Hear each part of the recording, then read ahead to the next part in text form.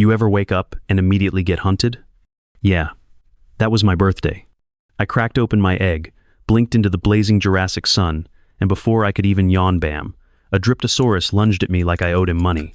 No hugs, no lullabies, just a lizard-faced maniac trying to rip me in half before I knew how to walk.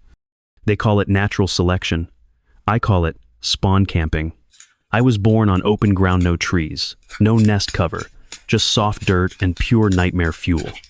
My siblings scattered, and so did I.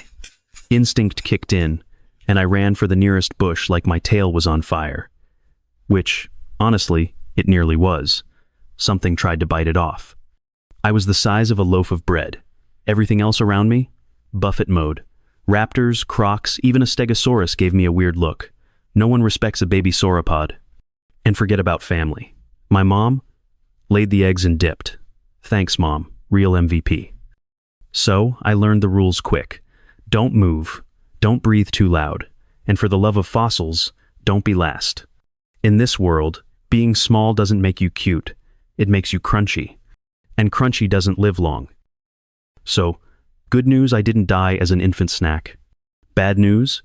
Now I had to survive puberty. And when you're Amphicoelias, puberty hits like a meteor. I was growing faster than the vegetation could keep up. One week I could hide behind a fern, the next I was the fern. My legs ached, my spine stretched like taffy, and my appetite? Let's just say I could out-eat a herd of Camarasaurus and still feel peckish. But being a teen sauropod came with a new list of problems. For starters, I was now too big to hide, too slow to sprint, and still too small to scare off anything with real teeth. It's like being a walking middle schooler with a target sign stapled to your back. Worse, my bones were turning into concrete, dense, heavy, and screaming in pain every time I tried to turn. Imagine growing into a semi-truck with no brakes. I once tried to run from a Torvosaurus, tripped on a rock, and flattened an entire patch of ferns. Not my finest hour. But hey, at least now I had some respect, mostly from scavengers circling overhead. Growing up as a giant isn't majestic. It's awkward, painful, and honestly, kinda humiliating. But I had one thing going for me. I was still alive. And in the Morrison Formation, that alone made me a legend in the making. I made it. I was finally an adult. 40 tons of muscle, bone, and digestive fury. The ground shook when I walked. Birds flew off at the sound of my footsteps. Other dinosaurs stared in awe, or maybe fear. You'd think life would get easier at this size. It didn't. Now, every time I took a step, the forest held its breath because I might fall over and flatten half of it. I couldn't turn without knocking over trees. Sitting down was a production.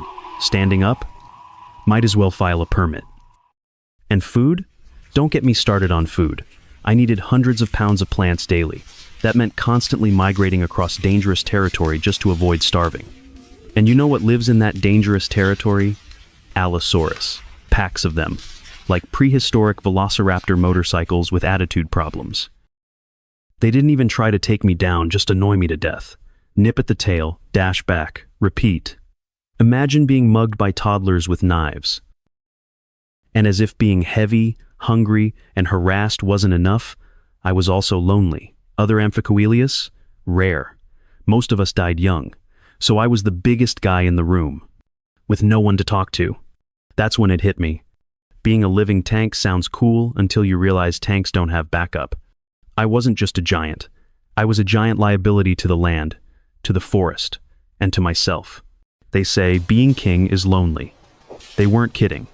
By now, I had my own stretch of territory, lush, green, full of ferns that barely survived my morning snacks. Other sauropods gave me space. Predators thought twice before messing with me. I was big. I was bad. I was bored out of my fossilized mind. Don't get me wrong. Ruling your own Jurassic Kingdom sounds cool on paper. But what they don't tell you is that maintaining it is a full-time job. Every day, I had to patrol miles of terrain just to make sure no freeloaders were munching my salad bar. I once chased off a herd of Apatosaurus, took me 3 hours, sprained my tail, and ruined a perfectly good swamp nap. And let's talk about rivals. Turns out, other Amphicoelias males don't exactly send fruit baskets. They show up loud, angry, and 70 tons heavy. We don't fight fast, We fight slow, like watching bulldozers headbutt each other in slow motion. The winner gets food, space, and maybe a chance to mate. The loser? Limp back into the forest with a cracked rib and a bruised ego. And then there's the silence. No herd, no partner, no one to laugh when you accidentally fall on a tree. You spend so much energy being unstoppable, you forget what it's like to just exist. Turns out, being at the top doesn't mean freedom, it just means you're alone with the view. They never warn you about the hardest part of being a 150-ton sauropod. Dating. Seriously, try flirting when each step you take causes a mini earthquake. Subtlety? Not exactly my strength. I once tried to approach a potential mate gently, and accidentally knocked over 3 trees and scared off every living thing within a mile radius. Turns out, in the world of Amphicoelias romance, it's all about the display posture, tail sways, slow motion neck flexing, and if you've got a cool scar or two, bonus points. Forget chocolates and roses, she wants territory, strength, and a back that doesn't creak like ancient bark. And the competition? Brutal. Other males showed up looking like walking cliffs, ready to fight over any female that so much as blinked in our direction. These weren't quick duels either, just hours of neck pushing, thunderous grunts, and a whole lot of back pain. Love hurts, literally. Eventually, I got lucky. She liked my sail, said it was impressively proportioned. We walked together for a few days, shared some shrubs, and found a safe place to lay eggs. It was weird.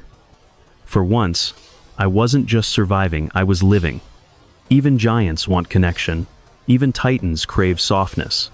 And in that brief window, beneath the shadow of the ferns and the weight of the world, I felt something rare in a life like mine: belonging. No one tells you that being a legend doesn't come with a retirement plan. My joints creaked louder than my footsteps. My tail didn't sway, it dragged. The forest paths I once cleared in thunderous pride, now I struggled just to cross them without tripping over a log, or worse, over myself. One morning, a younger male showed up. Fresh tail, shiny sail, full of ambition and zero back pain. He wanted my territory. I gave him a warning growl, did the whole neck flex, and pulled a muscle halfway through. So yeah, he won. With the riverbanks no longer mine, food became harder to find. I wandered slower, rested longer, and for the first time, felt the weight of every year stacked in my bones. I watched the sun set over the ferns. I once towered above, and thought so, this is how giants end. Not with a roar, not in glory, but quietly, beneath the same sky I was born under. I wasn't afraid. I had lived, loved, survived the impossible. And maybe someday, some paleontologist would find my bones if they hadn't already disintegrated. Either way, I was once the biggest thing to walk the earth. And even if the world forgets me, I never did. And now you're probably wondering, did I ever actually exist? Honestly, I'm not sure. Some guy named Cope said he found one of my vertebrae in 1877. Big, beautiful, allegedly the size of a grown man. But then poof, it disappeared. No fossil, no follow-up. Just some scribbles in a notebook and a lot of academic bickering. Some say I was real. Others think I was just a measurement typo, a giant misunderstanding, or maybe a flex in the middle of the infamous Bone War Science's pettiest fight club. But let's say I did exist, that I walked this earth heavier than anything with a spine has any right to be, that I survived stampedes, predators, heartbreak, and indigestion from bad ferns. Even if my bones crumbled into dust, even if no museum ever mounts my skeleton, I lived the way every legend should. Big, loud, and slightly inconvenient for everyone around me. So whether I was a myth, a mistake, or the real king of the Jurassic, thank you for walking in my footsteps. Just watch where you step. I might still be out there, under the dirt, under the doubt, waiting to be remembered.